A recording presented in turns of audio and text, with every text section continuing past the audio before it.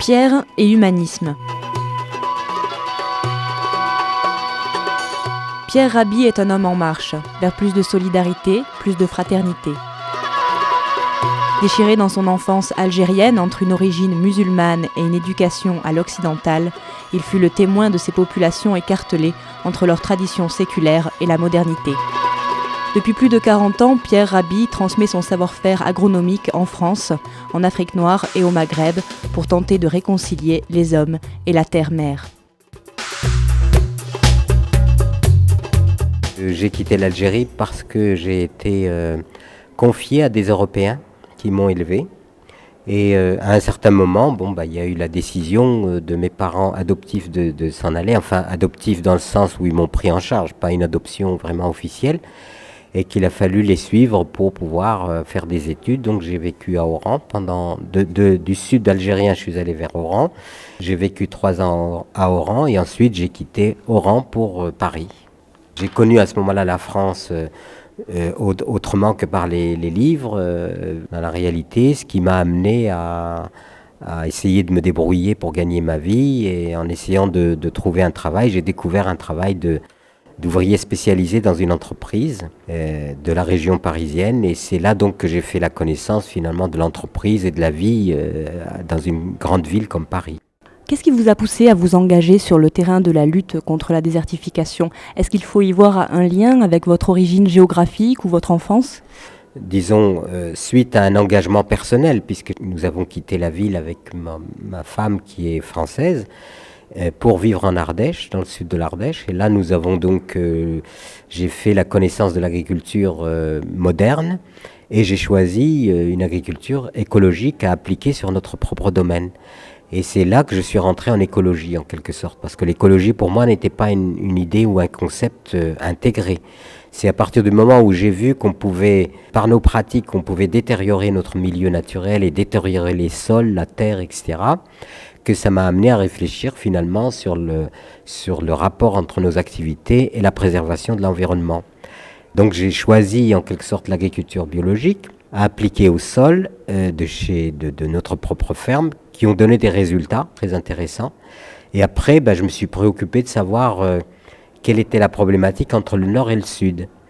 Et là, j'ai vu qu'effectivement, il y avait une masse de paysans qui étaient très pauvres par rapport à des paysans du nord qui étaient au contraire des grands productivistes. Et que ces paysans du sud, notamment je suis allé au Burkina Faso, étaient confrontés à des problèmes de sécheresse, de désertification. Donc c'est là que la notion de désertification pour moi est devenue une notion familière, dans le sens où on pouvait observer finalement un milieu qui se déboisait, où la végétation se raréfie et où dans les années 70, il y a eu des sécheresses qui ont affecté toute la bande sahélienne qui va du Sénégal jusqu'à l'Éthiopie. Cette sécheresse a eu des conséquences évidemment sur la végétation qui a été détruite, sur la faune, sur la flore, et bien sûr sur les humains qui vivaient de leurs troupeaux ou qui vivaient de leurs lopins de terre. Et cette sécheresse a abouti à une aggravation par l'érosion des sols. C'est à ce moment-là qu'est apparue l'idée de lutter contre cette désertification. Et avec quelle méthode ? Et j'ai proposé donc en 81 ce qu'on appelle l'agroécologie, c'est-à-dire quelque chose qui intervient à la fois pour permettre aux paysans de s'alimenter, de gérer son sol sans avoir besoin d'engrais chimiques qui coûtent cher et qui détériorent les sols, et en même temps à l'inviter à intervenir sur le milieu naturel pour le reboiser, lutter contre l'érosion, protéger les sols, faire des micro-barrages. Enfin, il y a tout un tas de techniques qui rentrent en ligne de compte et qu'on peut intégrer dans ce qu'on appelle l'approche agroécologique. Donc en 1981, vous vous rendez au Burkina Faso pour la première fois avec Paysans du Monde. C'est votre première rencontre avec ces paysans d'Afrique noire ? Je suis parti avec une délégation d'agriculteurs français pour rencontrer des paysans. Et là, on est passé par des structures officielles. Le ministère du Développement rural de l'époque, nous avons connu les CFJA, les centres de formation des jeunes agriculteurs, qui formaient les enfants à devenir des agriculteurs, des paysans. C'est là que j'ai appris qu'ils étaient dans une sorte d'impasse, dans le sens où les méthodes agronomiques qu'ils appliquaient eh bien, leur coûtait très cher et que la production n'augmentait pas forcément. Et c'est comme ça que j'ai donc connu la problématique paysanne. En 1960, vous êtes un travailleur immigré confronté au racisme et à l'absurdité du monde urbain. Vous parvenez avec votre épouse à exploiter une petite ferme cévenole. Pourquoi ce retour à la terre à un moment où tant de gens fuient les campagnes pour venir remplir les banlieues dortoirs ? Pour moi, c'était une approche presque philosophique dans le sens où je ne me voyais pas vivant toute ma vie avec un salaire en attendant la retraite, quoi. C'était pas quelque chose qui rentrait dans ma logique. Et par ailleurs, je considérais que notre système de production et d'enrichissement se faisait au détriment, bien sûr, des peuples les plus démunis, et que ça aliénait l'être humain, c'est-à-dire un être humain qui est condamné toute sa vie à recevoir un salaire jusqu'à sa retraite, me paraissait un peu abusif du point de vue de l'aliénation. Donc je ne pouvais pas souscrire à ce système qui avait fait de la productivité une logique normale, c'est-à-dire produire de plus en plus pour enrichir quelques-uns et pour appauvrir la nature, pour appauvrir des hommes, des êtres humains. Tout cela ne correspondait pas du tout à l'idée que je me faisais de la vie. Et c'est la raison pour laquelle j'ai rompu avec ce système pour établir un autre mode d'existence. Né en Algérie, puis immigré en France, vous avez développé de nombreuses actions à l'étranger, notamment au Maroc, en Palestine, en Tunisie, encore en Ukraine. Est-ce que votre statut d'homme du monde facilite vos échanges avec les populations locales ? Disons que je suis impliqué dans toutes les problématiques qui concernent l'humain, donc j'interviens aussi beaucoup dans les pays du Nord. Notamment, j'ai pas mal d'amis dans les pays scandinaves. C'est-à-dire que pour moi, il y a une problématique humaine globale. C'est pas simplement le nord-sud, c'est aussi l'ensemble de l'humanité qui est confrontée à un modèle qui est en train de le détruire. Quand on va aux États-Unis, pays soi-disant le plus riche de la planète, eh bien, c'est là qu'on trouve aussi la misère la plus atroce. Si on prend la France, la France aussi, il y a la misère qui évolue, malgré la richesse. Donc on peut dire qu'aujourd'hui, c'est plus tellement une problématique seulement entre le nord et le sud, et je n'interviens pas seulement dans les problématiques nord-sud, j'interviens dans les problématiques qui concernent un projet qui mettrait en quelque sorte l'humain et la nature au centre de nos préoccupations et l'économie à leur service et non pas le contraire. Est-ce que ce statut d'homme du monde, d'homme cosmopolite, vous permet de trouver ici en France un écho plus grand ? Chaque fois les salles sont pleines, les débats sont riches. Pourquoi ? C'est parce que le message ou les convictions que j'essaye de servir sont de plus en plus partagés. Et il y a de plus en plus de gens aujourd'hui qui se questionnent sur leur avenir, sur que vont-ils devenir. Il y a des menaces. Personne n'est assuré d'avoir demain du travail. On n'est absolument pas sûr du lendemain. Il y a beaucoup de jeunes qui se questionnent. Donc pour moi, il y a une nécessité d'être beaucoup plus radical dans le changement social. C'est pour ça que j'ai mené une pré-campagne électorale qui était fondée sur la décroissance soutenable, c'est-à-dire comment proposer un modèle qui ne soit pas le modèle du toujours plus indéfini, qui fait que déséquilibrer le système économique et le système humain. Donc c'est pour ça que je suis de plus en plus écouté, parce que j'ai écrit aussi beaucoup et que je suis présent dans le débat public, soit par les conférences, soit par les articles, soit par les livres, soit par les médias, etc. Et que le message qui paraissait un peu utopique il y a quelque temps devient un message qui est reçu.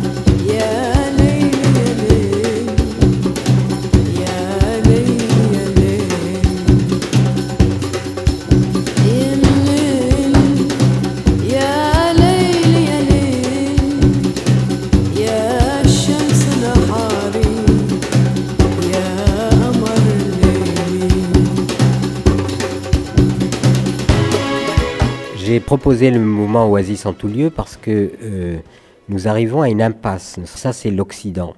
Je veux dire, l'Occident va rentrer dans une impasse très très grave. Vous avez bien vu les histoires de pétrole, les histoires de travail, les histoires de délocalisation. C'est-à-dire qu'en fait, je suis persuadé que nous allons vers un appauvrissement généralisé.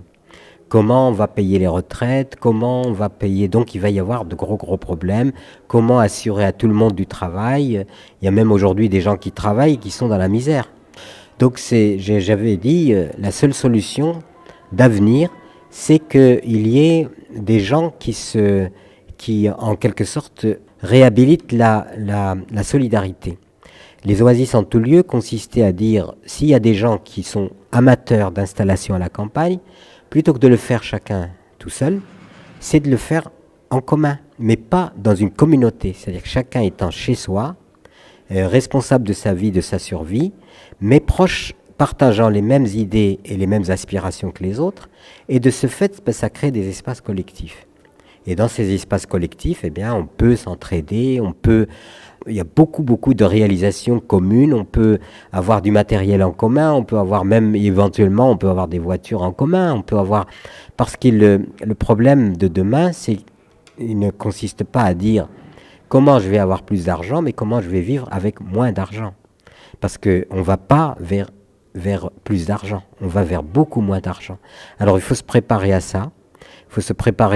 Et la bonne préparation à cela consiste à dire, eh bien, il faut recréer de la solidarité entre les êtres humains. S'il y a des gens retraités qui sont présents dans les oasis, eh bien, on garde les enfants, ils sont pas tout seuls. Il y a une entraide parce que là aussi, il faudra se poser des questions. Que vont devenir les vieux, enfin les gens qui vont vieillir.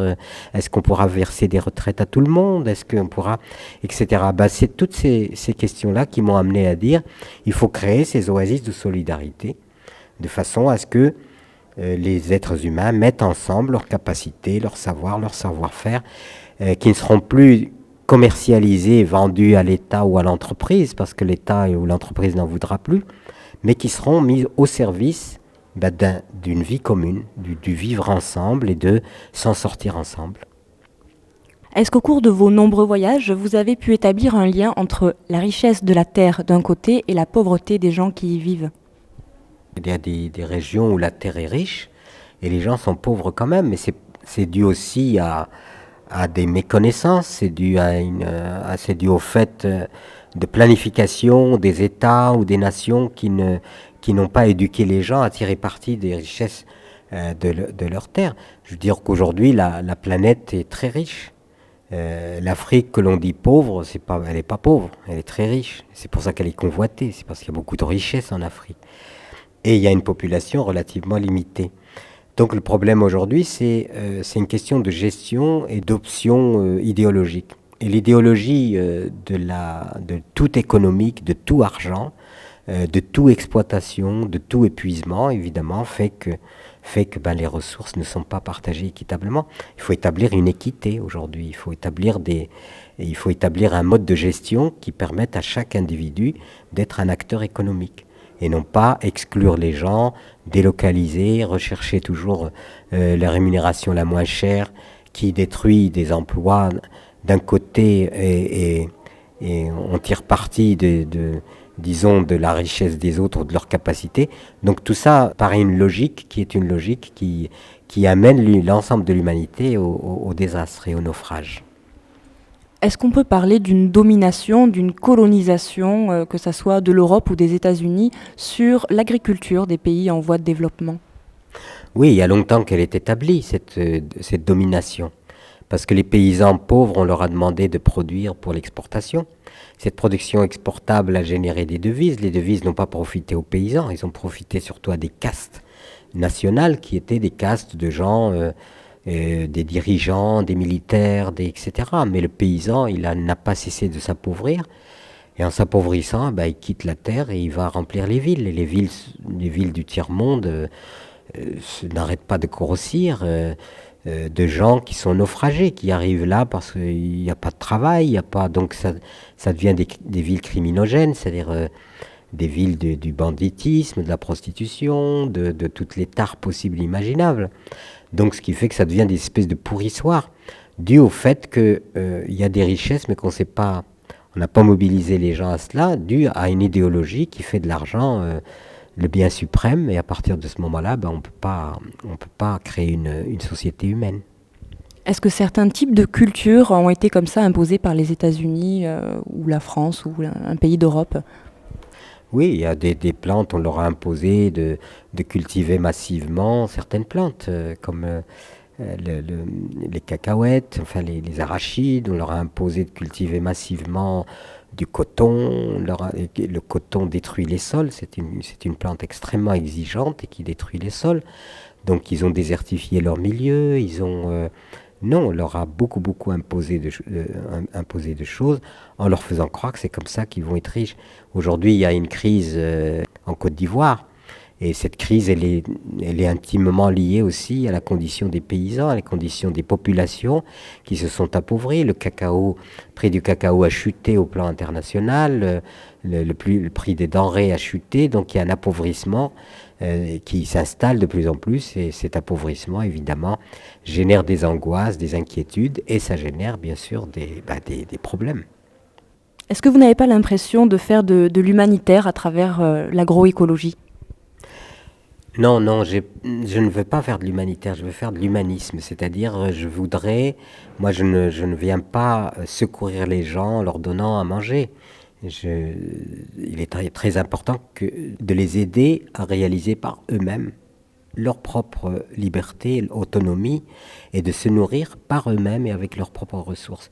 C'est pas les secourir, c'est pas détruire leur système économique et ensuite leur venir au secours pour les aider à survivre. C'est vraiment les rendre autonomes en leur transmettant des savoirs utiles. Et le meilleur service que l'on puisse rendre à un être humain, c'est de le rendre libre. C'est de lui donner de la liberté. Et moi, ce que j'essaye de donner, c'est des techniques et des moyens qui puissent permettre de se passer d'engrais, de pesticides, de semences sélectionnées, donc de libérer le paysan et de lui permettre de reconquérir son autonomie et sa dignité. Donc à partir de là, il redevient un être digne parce qu'il suffit à ses propres besoins. Plusieurs de vos livres sont désormais devenus des classiques, que ce soit du Sahara au Sahel, le recours à la terre. Est-ce que vous les définiriez plutôt comme des essais philosophiques, des récits ethnographiques, un combat militant ? Oui, il y a un peu de tout. Il y a un peu de tout là. Il y a un peu effectivement, c'est militant, c'est aussi des témoignages de vie, parce que je suis pas dans la théorie, je suis pas un théoricien des choses, je suis donc un praticien et je rends compte de ces pratiques. C'est-à-dire que pour moi, c'est essayer de démontrer qu'autre chose est possible. Et qu'une autre façon de cultiver la terre, une autre façon de se comporter, une autre façon de vivre. Nous sommes une famille, par exemple, tous mes enfants sont des musiciens, et nous sommes tous musiciens. J'écris des livres, l'art, la culture est omniprésente, et tout en étant des agriculteurs, des paysans, on est à la fois dans la culture, on est à la fois dans la littérature, on est à la fois dans la musique, on est à la fois disons que tout cela est omniprésent. Donc pour moi, un être total, c'est quelqu'un qui valorise ou qui développe toutes ses composantes. C'est pas simplement quelqu'un qui va développer une capacité unique et puis qui va laisser en jachère toutes ses autres capacités. Je pense qu'aujourd'hui, il faut que chaque être humain puisse s'épanouir dans toutes ses composantes. Mais la société ne lui permet pas. Parce que la société lui demande d'être dans une monoculture, dans une forme, c'est-à-dire qu'elle l'accapare entièrement, pratiquement toute sa vie. Donc du coup, l'espace dans lequel peut s'épanouir les autres capacités humaines se restreint de plus en plus. Donc pour moi, c'est vraiment la culture, l'agriculture, l'humanisme, même le sacré. Tout cela fait partie de la même logique. Toutes ces composantes sont indispensables à l'épanouissement humain.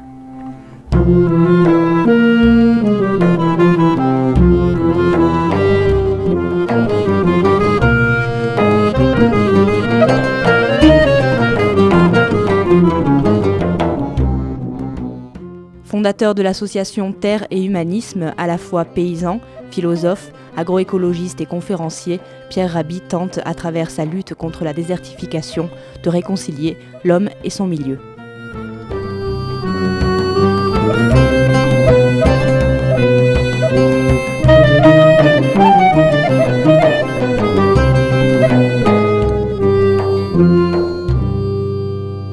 Un reportage de Stéphanie Reynaud.